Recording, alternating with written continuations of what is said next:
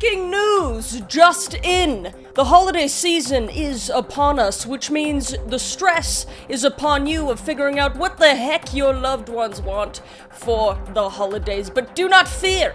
I am here. Didn't mean to rhyme that. And I am here to tell you that the solution to your holiday gifts is Raycon. Thank you to Raycon for sponsoring this video. You guys know that I love Raycon, but the holidays coming around the corner, I have given my family members Raycons in the past, and I'm gonna upgrade them, and I think you should too. I personally use them around the house when I'm drawing or listening to books or going outside and hanging out with my dog, going for walks, working out, whenever. And for those of you who don't know, Raycon's everyday earbuds has tens of thousands of 5-star reviews, and their latest model is better than ever. With 32-hour battery life and multi-point connectivity that lets you pair with 2 devices at once. And it's got the active noise cancellation option, which I love because you can just tune out your family during the holiday seasons if you want. If you're not into that, that's fine too, you know. And although Raycon's quality rivals some of the biggest names in premium audio, Raycon starts at just half the price of the other guys. I've also been loving the new protective case covers for Raycon. So get the perfect gift for your loved ones this holiday season and go to buyraycon.com/KMK and save big, getting up to 25% off site-wide. That's right, you'll get up to 25% off everything on Raycon's website when you go to buyraycon.com/KMK. Without further ado, let's get into our first serial killer, Jane Toppin, aka Jolly Jane. So the story of Jane Toppin, born Honora Kelly on March 31st, 1854, begins in tragedy. Born to impoverished immigrants in Boston, Honora's life unraveled very early. Her mother, Bridget Kelly, succumbed to tuberculosis, leaving her and her siblings in the care of her unstable father. Her father, Peter Kelly, known as Kelly the Crack, which is quite the nickname.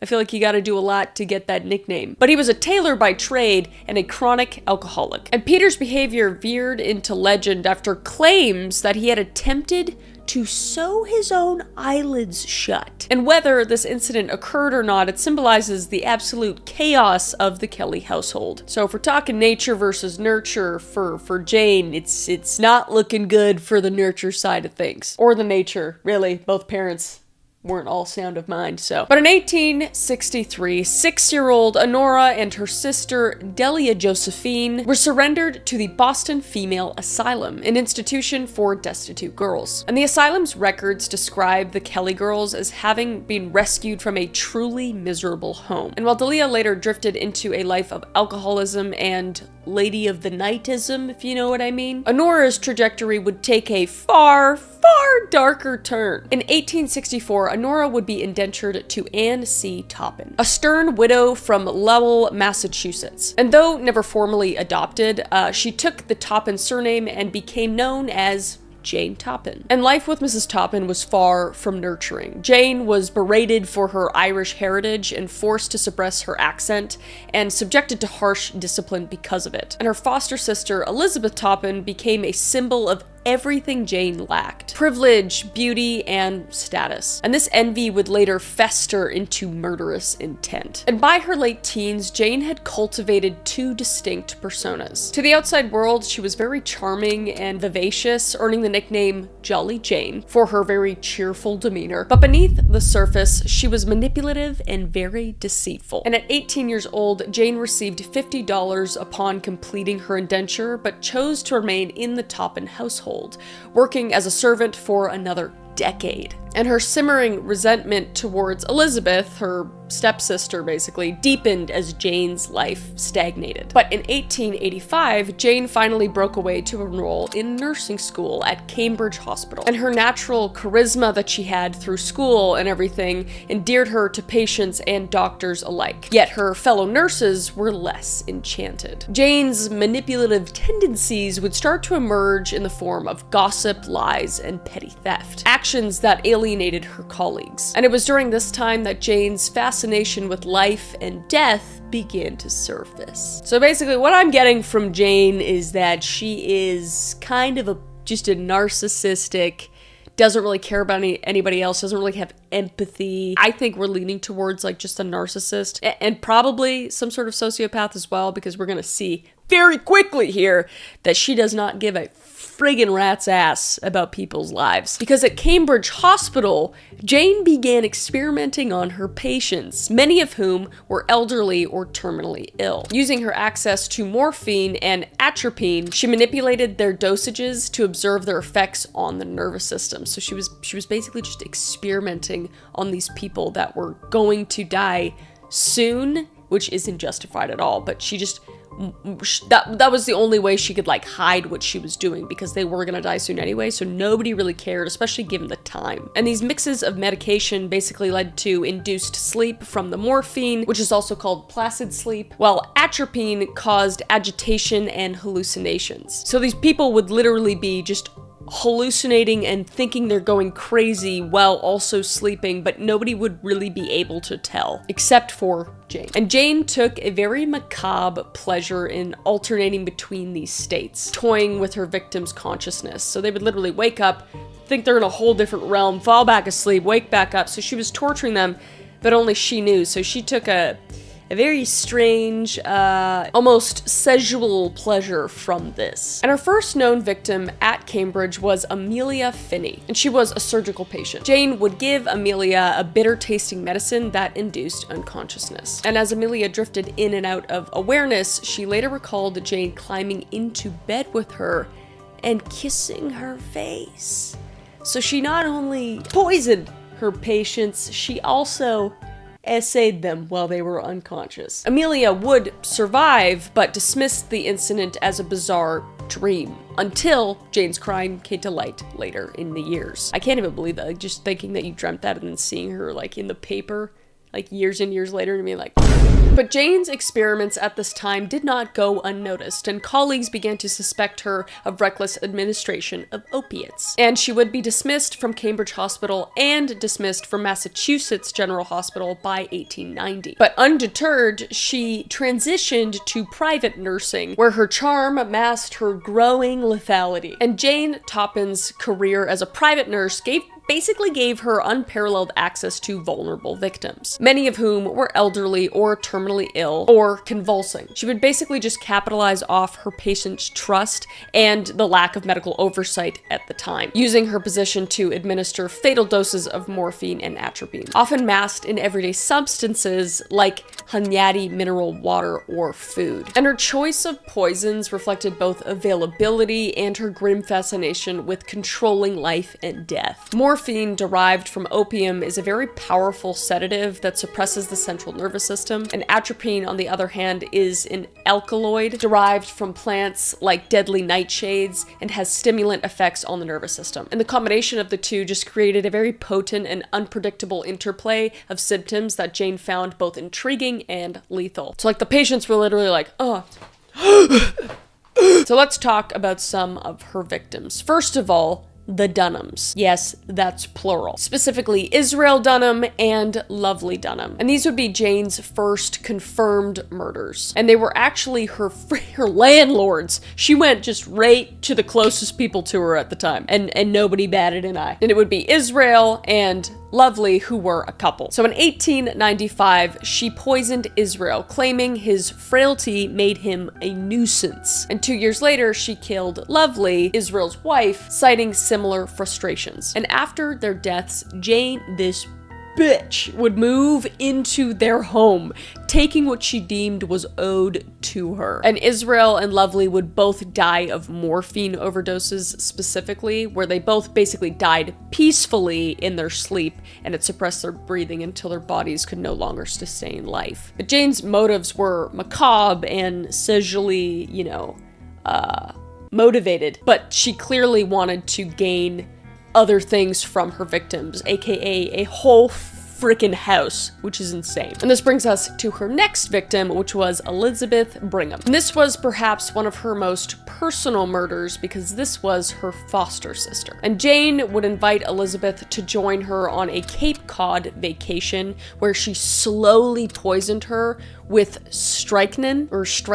And Jane would later confess that Elizabeth was one of the first person she killed purely out of hatred, because the jealousy and the bitterness that had festered for decades just culminated in Elizabeth's agonizing death. And strychnine, I'm probably saying that wrong, I'm sorry, but it's basically a potent neurotoxin which causes severe and agonizing muscle spasms and convulsions, and victims often die from asphyxiation due to the inability of the diaphragm to contract. So she was just slowly dosing her, so she was this death specifically was very, very drawn out. And the next set of murders would be the Davis family. So in 1901, Jane would take on her most audacious endeavor, the systemic destruction of the Davis family of Catamount, Massachusetts. And she was originally hired to care for the elderly, which was Alden Davis, after the death of his wife, Mattie Davis, whom Jane had already murdered. And Jane had moved into their home at this point, so clearly she has a motive. She's moving in on this family. And over the next 6 weeks, she would kill Mattie Davis, who was 62, by poisoning them with morphine and atropine in July. And then she would poison Genevieve Gordon, who was 33, and Jane would claim that Genevieve died by sewer slide, overcome with grief over her mother's death, who she just killed previously. And then she would kill Alden Davis, who was 64, and he would succumb to Jane's concoctions on August 8th. And last, she would kill Minnie Gibbs, who was only 40, poisoned shortly after her father's death. And Jane later admitted to manipulating the family's trust so they would never suspect her. And she would even attend the funerals while feigning grief, while reveling also in her complete control. But Jane's greatest achievement of killing an entire family made other people very suspicious, thankfully. And this suspicious pattern of deaths within the Davis family led to Captain Gibbs, Minnie's father-in-law, to request toxicology tests. And traces of morphine and atropine were found, prompting an investigation. Finally! And Jane would be placed under surveillance and arrested on October 29th, 1901. And in custody, Jane would confess to 31 murders, though authorities suspected the true number exceeded in the hundreds. And her motivations ranged from practical to removing nuisances or securing jobs to being deeply personal, such as her hatred towards Elizabeth. So basically just whenever she was inconvenienced, if you fucking accidentally tripped her or bumped into her off on the side of the road, she'd just be like, hey, can I come over? I'm just gonna make you a little drink of Hunyadi water, or whatever the hell it is. And Jane would also admit to derive sexual pleasure from watching her victims die, a revelation that horrified even seasoned investigators, and something that is also very uncommon in female serial killers specifically. There's only like a few accounts of this actually being the case. So Jane's trial would begin in June 1902. And despite her protests of sanity, she argued that she knew her actions were wrong and thus was not insane. And a jury declared her not guilty by reason of insanity. So she basically just got off. Even though she said, like, I'm not insane. I knew exactly what I was doing and I liked what I was doing, and they still ruled her insane. And she would be committed to Taunton Insane Hospital for life. And for the next 36 years, Jane would live in the asylum where her mental state deteriorated completely. She became very paranoid, refusing food for fear of being poisoned. Oh, sucks to be a little paranoid about that, doesn't it? Yet she remained very unapologetic and occasionally boasting of her crimes to visitors. And on August 17th, 1938, Jane Toppin died of old age at 84, taking the full extent of her crimes to the grave. And Jane Toppin's story was one of the most chilling examples of betrayal in caregiving. Trusted by her victims, she exploited exploited their vulnerability to satisfy her own twisted desires. A figure of Victorian American dark underbelly, Jolly Jane stands as a stark reminder of how appearances can deceive and how power in the wrong hands can destroy. But yeah, Jane it's scary. It's very scary with the whole caregiving thing. It's also very, or more common with female serial killers to be in that caregiving role, as we will see as I will continue to do more female serial killers as well, but it's very scary. Like, I'm already scared of hospitals, man. Now I gotta worry about getting tug-of-warred by morphine and atropine. Fuck! Anyway, let's talk about the next serial killer, which is Belle Gunness, aka the Butcher of Laporte. Belle Gunness was born Brynhild Paulsdatter Storseth on November 11th in 1859 in Selbu, Norway, hence the really long, interesting name. And she would be the youngest child of 8 in a poor tenant farming family. And her parents, Paul and Berit Storseth, worked tirelessly to sustain their large family. Hey, here's an option. Don't have that many kids. I guess contraception wasn't really much of an option either. I'm trailing off, sorry. Brynhild's childhood, though arduous, showed little sign of the horrors that she would inflict on unsuspecting victims later in her life. And at 17, a traumatic event may have marked the beginning of her transformation. Brynhild, then pregnant, was assaulted by her father of her unborn child, and the resulting miscarriage was devastating. And a month later, the man died under mysterious circumstances, marking what many believe to be her first act of murder. But again, this is all alleged. It is not concrete. We don't have that in like criminal reports, but there are a lot of claims of this specific thing, so I feel like it's worth stating. And in 1881, Brynhild emigrated to Chicago, where she joined her sister, Nellie Larson. And upon arrival, she anglicized her name to Belle Peterson and began working as a domestic servant before taking a job at a butcher shop. Yeah, you're seeing where this is going? It's not good. It's not good. And standing 6 feet tall and 200 pounds and incredibly strong, it set her apart from the crowd, to say the least. And she was industrious, but those close to her noted a very cold, calculating edge to her personality. And in 1884, Belle would marry Mads Sorensen, a Norwegian immigrant, and the couple opened a candy store. Oh, fun! And the business struggled, and a year later, it mysteriously burned down. Oh, I smell insurance claim. And the insurance payout allowed them to purchase a home, which also burned down under suspicious circumstances. Insurance claim. You could see at this time, insurance claims weren't really looked into that much. So like, oh, it burned down, here's all the money. Here's all the money back. That's weird. That's weird. All the houses are burned down in this town. It's very strange. And around this time, the couple began to foster children. And 2 of these children were named Caroline and Axel. And they would both die within 2 years of one another, reportedly from acute colitis. And symptoms of colitis were severe abdominal pain, vomiting, and diarrhea, mirroring those of, wait for it, poisoning. Taking a little note from Jane's book. And both children were, wait for it, smell it, insured. Yep. And Belle collected a sizable payout for each of their deaths. What bitch. It's just so gross. Like, it makes me so mad. But on July 30th, 1900, Mads Sorensen would die under unusual circumstances as well. And Belle claimed he had complained of a headache, and she gave him quinine for relief. Quinine? I'm not sure how to pronounce that either. And by day's end, he was dead. And his death coincided with the 1-day overlap of 2 life insurance policy, netting Belle $8,000. Equivalent to $250,000 today. And nobody's saying anything. Everyone's dying around Belle, and everybody's just like,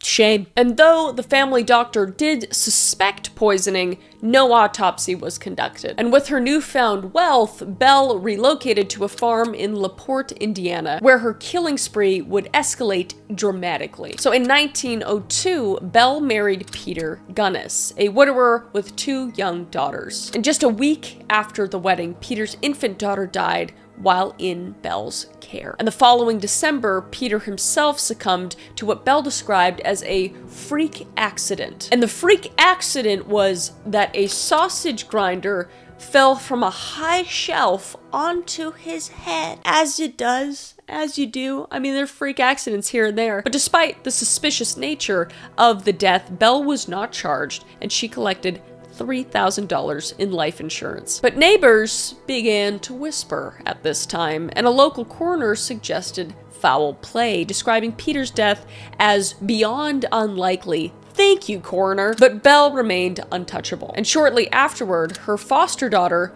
Jenny Olsen, who had confided to classmates about Belle's crimes, vanished completely. She just vanished. She just Thanos out of the air. And Belle claimed that Jenny had gone to a finishing school in California, but her body would later be found buried on the property. And by 1905, Belle had perfected her deadly scheme. She placed matrimonial advertisements in Chicago newspapers, seeking men of means who were interested in sharing her life and farm life. And her ads would describe her as a hard-working widow seeking a kind and wealthy partner who's like, okay with dying the day after our wedding and after signing the life insurance policy. And men responded eagerly, traveling to LaPorte with large sums of cash, often their whole life savings. And Belle's weapon of choice was strychnine, a potent neurotoxin, which actually Jane used once before as well. And its effects on the body were brutal and highly visible. Strychnine would block the glycine receptors in the spinal cord, leading to extreme muscle contractions and spasms. So the victims would experience violent convulsions, lockjaw, and respiratory distress, often dying from asphyxiation, like I said before. And why she used it was because strychnine was just a readily available pesticide at the time, and its symptoms could mimic natural conditions like tinnitus or seizures. And Belle would also use, to mix it up a little, arsenic, which is also a common poison. So let's get into her matrimonial ad responder deaths, I guess. And the first one is Henry Gerholt. And Henry was a farmhand from Wisconsin, and he had answered one of Belle's matrimonial advertisements. And he was described as a quiet and unassuming man, and Henry saw the promise of a prosperous farm and hardworking wife as a fulfillment of his dreams. And after a series of letters, Belle persuaded him to travel to LaPorte with all his life savings, which she framed as an investment in their future together. And upon arrival, Henry was greeted with warmth and hospitality. So Belle would offer him a very hearty, delicious meal, during which she likely slipped strychnine into his food or drink. She just wasted no time. And accounts suggested that Belle usually liked to poison her victims first, rendering them incapacitated and very vulnerable. And once Henry would succumb to the effects of the poison, she would drag his unconscious and lifeless body into her basement. And there she would dismember him with great precision, because she was a master at butchering alongside one of her previous husbands, Peter Gunness. And Henry's remains would be later discovered in a shallow grave near Belle's hog pen, one of her favorite sites of disposal. And the grave would contain fragments of his dismembered body, evidence of Belle's cold and calculated approach to eliminating any trace of her victims. And the next hopeless romantic death would be John Moe. John Moe, a farmer from Minnesota, was another unfortunate soul who fell prey to Belle Gunness's deadly scheme. Drawn in by her letters, which painted her as a loving widow seeking companionship, John withdrew a significant portion of his savings before setting off to LaPorte. And I should say that her letters were so convincing. She was extremely manipulative. Like I don't want to seem like these men are all just really dumb. She was just very good at what she did, and it's extremely unfortunate. And Belle would welcome John, very warming and charming with him, with her hospitality and promises of life together on the farm. She just painted this perfect picture of them living their perfect life together. However, her demeanor would change once John handed over his money, as she does. And Belle again would prepare a meal and lace it with poison immediately. And as John would grow drowsy and incapacitated, she would deliver a fatal blow, likely with a blunt instrument, ensuring there was no chance of survival. And a carpenter who actually worked on Belle's home later testified that John's trunk remained untouched in the parlor, alongside several other unclaimed belongings from her victims. So she literally just had them walk in, and then she killed them, like, almost immediately. And John's body, like the ones before him, was taken into the basement, taken apart, and also buried in shallow graves scattered across her property. And the next victim would be Andrew Helgelien. And Andrew would be a Norwegian farmer from South Dakota, and he holds the distinction of being Belle's last known victim. And Belle and Andrew exchanged a series of letters over several months, during which Belle skillfully manipulated his emotions, convincing him that they were destined to be together, and in one letter, she urged him to come prepared to stay forever, a chilling foreshadowing of his fate. And in January 1908, Andrew liquidated his assets, bringing over $3,000, a small fortune at the time, to LaPorte. And his stay, like the others at Belle's farm, would be very brief. And after ensuring Andrew had cashed his checks and handed over the money, Belle likely used her signature combination of poison and blunt instrument to end his life. And Andrew's body would be later found wrapped in a burlap and buried on Belle's property. And unlike the other victims, his disappearance prompted suspicion. His brother, Isle, uncovered the letters between Belle and Andrew and traveled to LaPorte and determined to find out what the hell happened to his brother. And Isle's persistence would ultimately expose Belle's horrifying deeds. But I think we should go back in time, 1 year, in 1907, because it's relevant, because Ray Lamphere, a former farmhand of Belle's in LaPorte, Indiana, on her property, played a pivotal role in the previous crimes and the crimes to come. So again, hired by Gunness in 1907, Lamphere was quickly drawn into her orbit, becoming her lover despite being far from a suitable suitor in her eyes, because the guy was poor. He had no money. All he had was love. But that wasn't enough for Gunness. And she would soon move him into her place, living on the second floor, kind of where the farmhands stay. And his devotion would just turn into jealousy as he watched other men, wealthy potential suitors lured by Gunness' matrimonial ads, arrive at the farm only to mysteriously vanish. And Lamphere's descent into anger and instability worsened as he was replaced as a farmhand by Joe Maxon and forcibly evicted from his quarters. And over the next 3 months, Lamphere became an endless source of grief for Belle Gunness, or so she says. She wrote multiple letters to the local sheriff, Albert Smutzer, complaining that Lamphere was playing the part of a creepy ex-lover and was prowling on her property and peeking through her windows. And in March, Belle would try to get Lamphere declared insane, which failed. And she then had him arrested and fined for trespassing. And days after that, he was arrested again and acquitted. Though by this time, nearly every LaPorte city official was aware that Lamphere seemingly had it out for this poor widow. And Gunness continued to voice her suspicions of Lamphere. Even on April 27th, she visited her attorney, Melvin E. Lolitter, and asked to have her will drawn up. Suspicious? And she seemed extremely anxious. Very good actress, in my opinion. And she would tell the lawyer what she had been telling everyone in town. Ray Lamphere was causing her more and more trouble, and she was afraid he was going to do something dangerous. Quote unquote, "I want to prepare for an eventuality," she reportedly told her lawyer, quote unquote. "I'm afraid that fool Lamphere is going to kill me and burn my house." And the lawyer signed the will. And after the meeting, Belle Gunness went shopping and came home with cakes, a toy train, and 2 gallons of kerosene. Kerosene's very flammable, people. Very flammable. And according to Schechter, she treated her family that evening to a very large meal of meat and potatoes and spent the night sitting on the floor playing with her children and their new toy train. Which brings us to the next morning, on April 28th, 1908. Belle's farmhouse erupted in flames under suspicious circumstances. Who just bought kerosene the day before and said that somebody else was gonna light her house on fire? Weird. And built up this persona that Lamphere is an evil asshole that was going to kill her. Neighbors rushed to the scene, but found the building consumed by fire. And Joe Maxton, her new farmhand, had been in the house and tried to save them, but the house was already engulfed with flames, so he was left on leaving the house and just hoping that they had also gotten out of the house. But it seemed they hadn't, because among the charred remains, authorities discovered the bodies of Belle's 3 children, Myrtle, Lucy, and Philip, and a headless woman presumed to be Belle herself.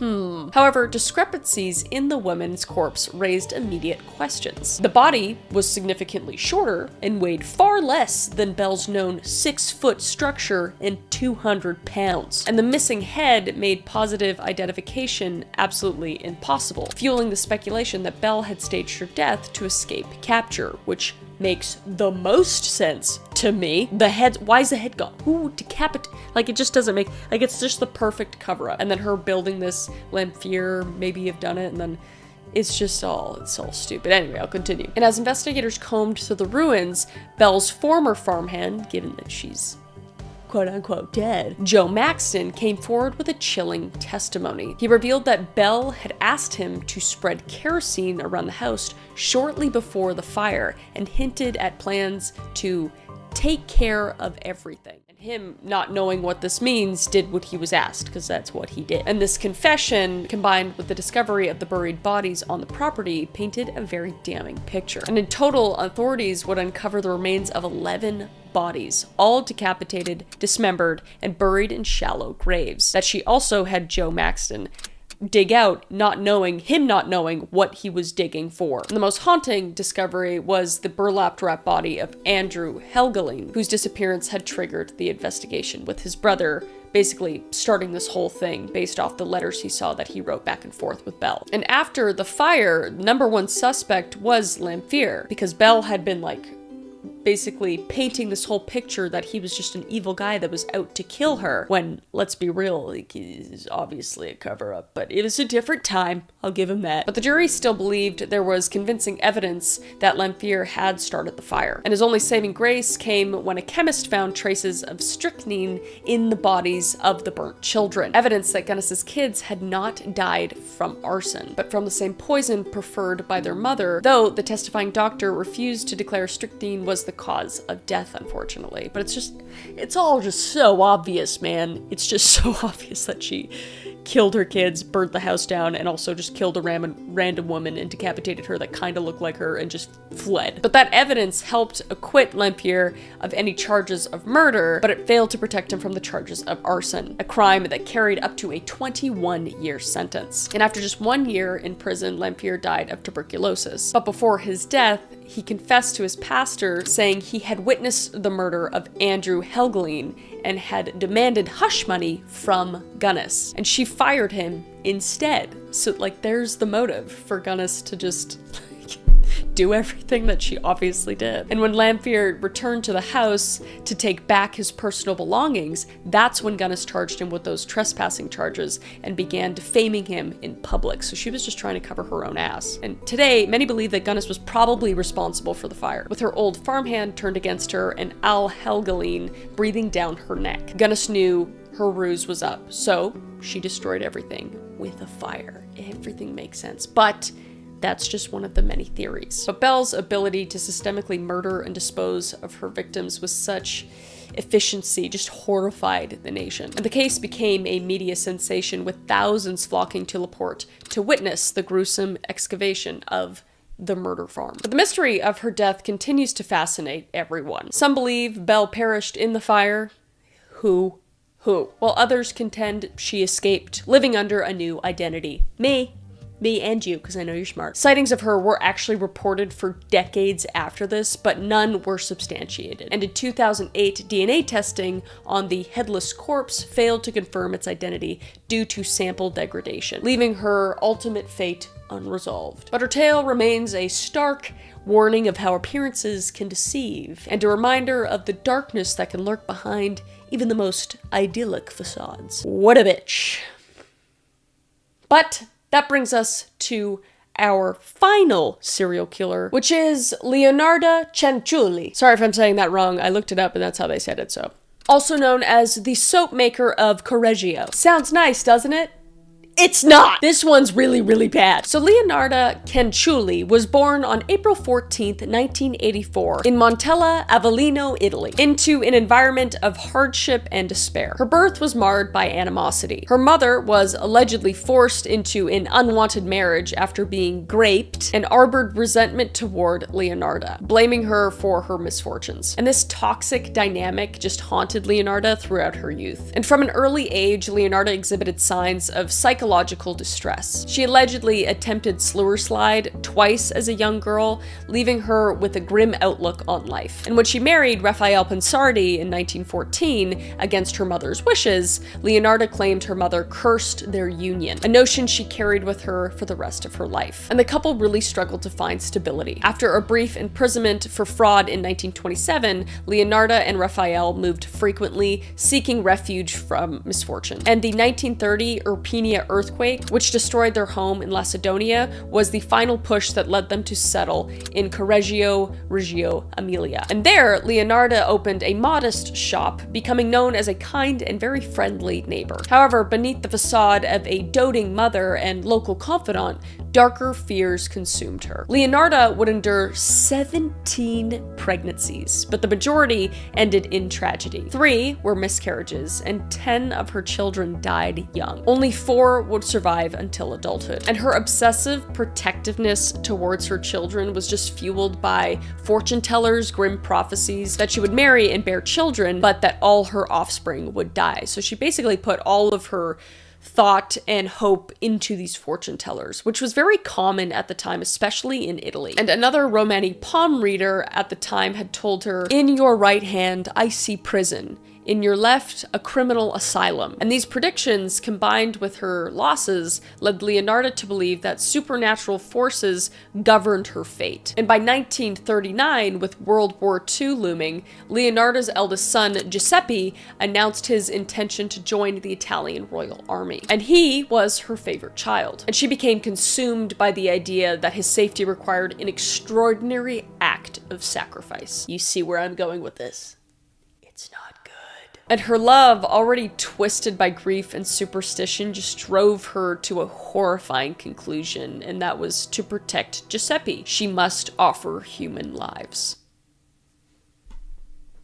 What? So Leonardo's victims would be 3 middle-aged women from her community in Correggio, and each sought her assistance to escape the monotony of their lives. And Leonardo used her reputation as a helpful neighbor to lure them into her trap. So Faustini Seti, a lonely 73-year-old spinster, often confided in Leonardo about her desire for companionship. And in 1939, Leonardo convinced Faustini that she had found her a suitor, a wealthy man living in Pola, which is modern-day Croatia. And she instructed Faustina to keep the arrangement secret and even helped her write farewell letters and postcards to her family. And they were to be mailed upon her arrival in Pola. She was just covering all of her bases where she could. And Faustina also sold all of her belongings and withdrew her savings, which was about 30,000 lire, trusting Leonardo to arrange her marriage to her suitor in Pola. And on the day of her supposed departure, Faustina would visit Leonardo to thank her. And Leonardo would offer her a glass of wine laced with a sedative, and waited until Faustina fell unconscious. And then, with cold precision, she would strike Faustina with an axe, killing her instantly. And Leonardo dragged the lifeless body into a closet where she dismembered it into 9 parts. She would meticulously collect the blood into a basin to use for her macabre recipes. And the disposal process reflected an unsettling blend of practicality and ritual. Using caustic soda, a corrosive chemical, she would boil the body parts into a very viscous mush. I'm sorry. And this mixture would be poured into buckets and discarded into a septic tank. And Leonardo dried the blood in an oven and incorporated it into tea cakes. And in her memoir later, called An Embittered Soul's Confession, Leonardo described the gruesome disposal process as such. I threw the pieces into a pot, added 7 kilos of caustic soda, and stirred the mixture until the pieces dissolved into a thick, dark mush. I poured this into several buckets and emptied them into a nearby septic tank. The blood, after coagulating, I dried in the oven, ground into powder and mixed with flour, sugar, chocolate, milk, and margarine to make crunchy tea cakes. Ugh! And these cakes were served to her unsuspecting neighbors and even consumed by her son, Giuseppe. This is so gross. And that brings us to her next victim, which was Francesca Soavi. A 55-year-old widow sought Leonardo's help to find stable employment. And Leonardo exploited Francesca's aspirations, claiming to have secured her a teaching position at a prestigious school in Piacenza. Why does everybody think that this old lady, or middle-aged, whatever, this lady has all the ins and outs, has like all the ins at all these different places? This doesn't make any sense. Anyway, Francesca followed Leonardo's instructions, writing postcards detailing her plans, which were to be mailed from Piacenza. So again, she's just covering all of her tracks, making sure that there's a paper trail, that she was actually going to leave, and making sure that she doesn't actually look like she's involved. And on September 5th, 1940, Francesca visited Leonardo to finalize her preparations. And Leonardo, adhering to her ritual, offered drugged wine before killing her with an axe. And Francesca's dismemberment and disposal would follow the same method as Faustina's. And Leonardo would take 3,000 lire from Francesca, justifying the murder as necessary sacrifice for Giuseppe's safety. And Francesca's disappearance, like Faustina's, went unnoticed at first, allowing Leonardo to continue her spree unchecked. And Leonardo's final victim would be Virginia Cacioppo. Sorry if I'm saying these names wrong. I think I'm saying them right, but I might be saying them wrong, so I apologize. And Virginia was a 53-year-old widow and a former soprano who had once performed at La Scala. And reduced to living in poverty, Virginia trusted Leonardo when she promised her a lucrative job as a secretary to a prominent impresario in Florence. Again, how does she have all these ins? She's literally just a housewife. What is happening? And Virginia's elegance and stature made her a very distinctive victim. And on September 30th, 1940, she arrived at Leonardo's home, hopeful for a fresh start. And Leonardo would repeat her gruesome routine, offering drugged wine and then killing Virginia with an axe. However, Virginia's body held special significance for Leonardo. Leonardo would boil her remains using melted fat to create soap. Her flesh was fat and white. When it had melted, I added a bottle of cologne. After a long time on the boil, I made some most acceptable creamy soap. I gave bars to neighbors and acquaintances. The cakes, too, were better. That woman was really sweet. She made soap and tea cakes out of her. She made soap and tea cakes out of her. And she gave it to her neighbors. Can you imagine being one of those neighbors and finding out after? Virginia's murder would yield 50,000 lire, jewelry, and public bonds, cementing Leonardo's belief that her actions were justified once again. But Virginia's sudden disappearance in September 1940 led her sister-in-law to become very suspicious, and witnesses had seen Virginia entering Leonardo's home but never leaving, prompting the sister-in-law to report the matter to the police. Thankfully. And authorities would launch an investigation and search Leonardo's home. And during the search, the discovery of bloodstains, human remains, and the tools for dismembering her victims were found. And these gruesome findings confirmed Leonardo's connection to the disappearances of Virginia, Francesca, and Faustina. And Leonardo confessed in chilling detail, providing investigators with precise descriptions of her methods. This bitch did not hold back, and she showed no remorse, and even correcting the authorities on minor details and justifying her actions as sacrifices to protect her son Giuseppe. She was truly, like, in her mind thinking that this was gonna keep Giuseppe alive. So, I mean, it's insanity at that point. And Leonardo's trial in 1946 captivated Italy completely. On the stand, she remained defiant, even boastful about her actions, and at the point she interrupted proceedings to clarify, Wait, I gave the copper ladle, which I used to skim the fat off the kettles, to my country during the war. Italy needed metal. Thanks! What? And the court would find her guilty of 3 counts of murder, thankfully, and she was sentenced to 30 years in prison and 3 years in a criminal asylum, fulfilling the prophecy foretold by the Romani palm reader decades earlier, which is pretty interesting. But Leonardo's actions just reflect deep-seated psychological issues, likely influenced by trauma and superstition. And her obsessive belief in protecting Giuseppe suggests delusional thinking tied to maternal fixation. And her meticulous methods and lack of remorse indicates traits of psychopathy, including lack of empathy and manipulative tendencies. And Leonardo would die on October 15th, 1970 at the age of 76 of cerebral hemorrhage in a woman's asylum in Pazzuli. And that is it for my 3 female serial killers of the day. Horrifying. It's interesting how all of these women used poisoning to a certain degree. They always say poisoning is a woman's tool for murder. And it kind of makes sense. I mean, like, physically we are much weaker than men for the most part. There's some strong